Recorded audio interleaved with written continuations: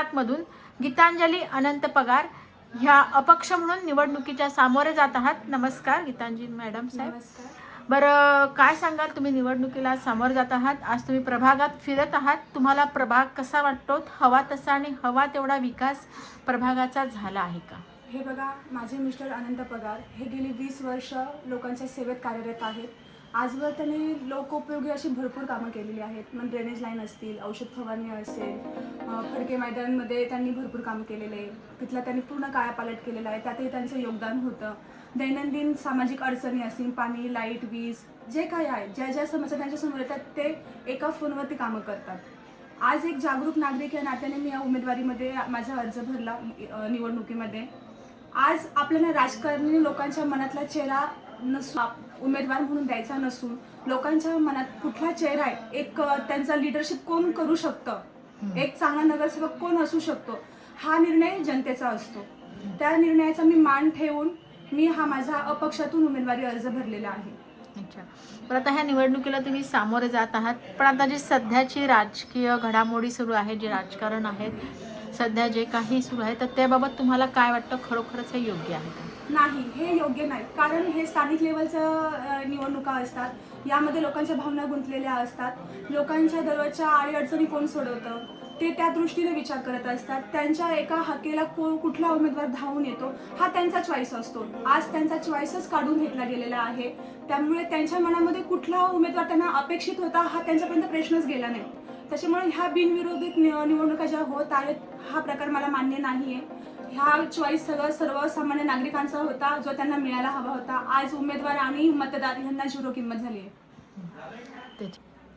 आज जे राजकारणी लोक बोलतात आमचा विजय हा बिनविरोधी झालेला आहे, हा विजय बिनविरोधी असूच कसा शकतो? EVM मशीनवरती नोटा हा प्रकार आहे. मी सर्व जागरूक मतदारांना विनंती करते की त्यांनी इलेक्शनला बाहेर पडा, वोटिंगला. तिथे तुम्ही नोटाचं ऑप्शन आहे, तिथे तुम्ही तुमचं मत देऊ शकता. आणि हे जे बोलतायत की आम्ही बिनविरोधी आलं, बिनविरोधी, त्यांना खरं दाखवा की विरोध काय असतो, त्यांना त्यांची जागा दाखवून द्या. सध्याचं पर्व हे विकासाचं आहे, विकासाच्या दृष्टीने वाटचाल सुरू आहेत. प्रभागाचा विकास झाला की आपाप शहराचा विकास होतो. ह्या दृष्टीने प्रभागाचा विकास कशा पद्धतीने आपल्याला करता येईल? तुम्हाला काय वाटतं की कुठल्या योजना इथे आणता येऊ शकतील? की गव्हर्नमेंट वेळोवेळी सर्वसामान्य माणसांसाठी वेगवेगळ्या स्कीम काढत असतो. त्या फक्त प्रॉब्लेम काय होतो की मध्ये जे लोक असतात, राजकारणी म्हणलं तरी चालेल, जे मध्ये त्यांचं कामच दुवाचं असतं की गव्हर्नमेंटच्या स्कीमा ॲज इट इज लोकांपर्यंत पोहोचवणं. ज्या त्यांच्या फायद्याच्या स्कीमा असतात त्या सर्वसामान्य नागरिकांपर्यंत पोहोचत नाही. त्याच्यामुळे त्याचा फायदा हा नागरिकांना होत नाही. त्यासाठी जर मला काही करता आलं तर मी नक्की तो प्रयत्न करेल. कारण गव्हर्नमेंटचं कामच आहे की लोकांचं हित जोपासणं, आणि ते जोपासत असताना मध्ये खूप अडीअडचणी येतात. त्या अडीअडचणींचा मी नक्कीच पाठपुरावा करण्याचा प्रयत्न करेन. तुम्ही एक महिला आहात, महिलांच्या पण बऱ्याचशा काही समस्या असतात, त्या महिलांजवळच काही बोलू शकतात किंवा त्यांचं आर्थिक शोषण होत असतं, मानसिकता, तर ह्या सर्व समस्या तुम्ही कशा पद्धतीने सोडवू इच्छिता? मी महिलांचं कसं असतं, महिला काही गोष्टी ओपनली बोलू शकत नाही. ज्या काही माझ्यापर्यंत त्यांच्या समस्या येतात नक्कीच मी त्याचा पाठपुरावा करेल. पण आता सातत्याने जर आपण समाजामध्ये बघितलं की लैंगिक अत्याचार हा खूप मोठा समस्या आपल्यासमोर येते, की त्यासाठी मी सांगेल की आज सगळ्यांनी आपल्या घरामधून मुलांना, आपल्या समाजामध्ये प्रत्येकाला आपण एक चांगला संस्कार देण्याचा प्रयत्न करावा. मुलांवरती, आपल्या लहान मुली असतील त्यांना आपण त्यांचं सेल्फ डिफेन्स कसं त्यांना करता येईल या दृष्टीने आपण सगळ्यांनी लक्ष दिलं पाहिजे. मुलींवरती आपण असं नसं कंट्रोल ठेवला पाहिजे, असं नाही मी बोलणार आहे, पण त्यांच्या सेफ्टीच्या दृष्टीने आपल्याला काय करता येईल एक पॅरेंट्स म्हणून. कारण समाज हा नंतर येतो, पॅरेंट्स हे अगोदर असतात. त्याच्यामुळे लहानपणापासून आपल्या मुलांना आपण असं घडवा की ते स्वतःचं प्रोटेक्शन करू शकतील. त्यासाठी जर मला काही करता आलं तर मी नक्कीच प्रयत्न करेन.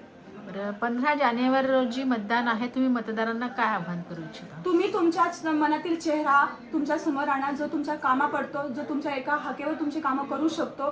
कारण ह्या इलेक्शनमध्ये स्थानिकच उमेदवार असतो, कुणी बाहेरचा नसतो. त्याच्यामुळे ते एक सरासरी इव्हॅल्युएशन करू शकतात की कामं करणारे चेहरे कुठले आहेत, एसीची हवा खाणारे कुठले चेहरे आहेत, बलाढ्य कोण आहे, धनवान कोण आहे आणि श्रमवान कोण आहे, ह्याचं इव्हॅल्युएशन एक सर्वसामान्य नागरिक अगदीच करू शकतो. त्याच्यामुळे त्याबद्दल मी काही बोलणार नाही. जनता जो निर्णय घेईल तो मला मान्य असेल. त्यांना आव्हान करू इच्छिते, मी सौ गीतांजली अनंता पगार, एक अपक्ष उमेदवार, प्रभाग क्रमांक 7 क मधून. माझी निशाणी सिट्टी आहे. सर्वांनी मला शिट्टीसमोरील बटन दाबून भरघोस मतांनी विजयी करा आणि आशीर्वाद द्या.